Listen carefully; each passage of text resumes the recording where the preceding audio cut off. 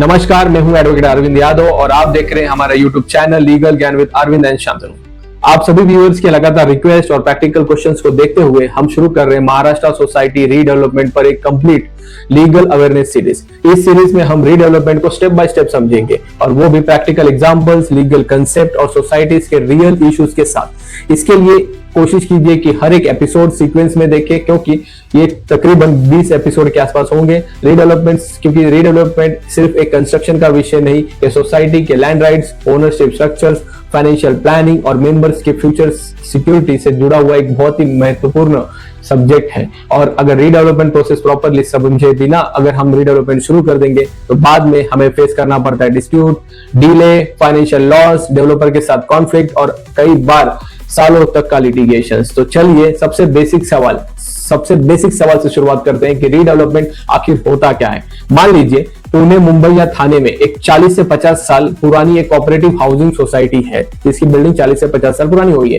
Building में leakage बढ़ चुका है, स्ट्रक्चर क्रैक दिखाई देने लगे हैं, रिपेयर्स पर लगातार लाखों पैसे खर्चा हो रहा है, लिफ्ट्स, प्लम्बिंग और इलेक्ट्रिकल सिस्टम्स आउटडेटेड हो चुके हैं। अब सोसाइटी के सामने दो ऑप्शन है। पहला ऑप्शन ये है कि बार बार रिपेयर करते रहना, और लेकिन कई बार रिपेयर टेम्परेरी रिलीफ देता है, परमानेंट नहीं। दूसरा ऑप्शन है रीडेवलपमेंट। यही से रीडेवलपमेंट का कंसेप्ट शुरू होता है। तो आइए सिंपल लैंग्वेज में रीडेवलपमेंट क्या होता है ये समझते हैं। एग्जिस्टिंग बिल्डिंग को डिमोलिश करके उसी लैंड पर नई बिल्डिंग कंस्ट्रक्ट करना यानी रीडेवलपमेंट। लेकिन लीगली रीडेवलपमेंट सिर्फ नई बिल्डिंग बनाना नहीं है। असल में सोसाइटी डेवलपर्स को रीडेवलपमेंट राइट्स देती है और बदले में मेंबर्स को मिलता है नए flats, additional area, transit rent, corpus fund, modern amenities इत्यादि।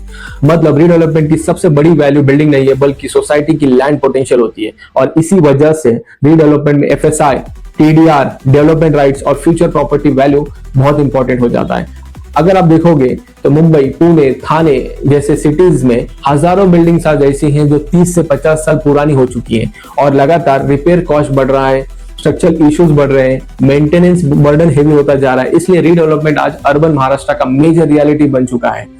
लेकिन जहां करोड़ों रुपए की लैंड इन्वॉल्व हो, जहां इतना डेवलपमेंट पोटेंशियल इन्वॉल्व हो, वहां डिस्प्यूट भी शुरू हो जाते हैं, जैसे consent disputes, developer disputes, delayed financial conflicts और कोर्ट केसेस और अन्य कई तरह के प्रॉब्लम। इसलिए रीडेवलपमेंट एक लीगली रेगुलेटेड प्रोसेस होना बहुत जरूरी है।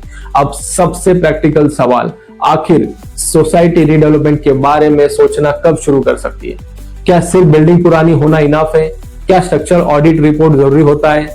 इन सभी सवालों का जवाब हम हमारे अगले एपिसोड में आपको मिलेंगे। तो आशा करते हैं कि आप हमारा अगला एपिसोड जरूर देखें।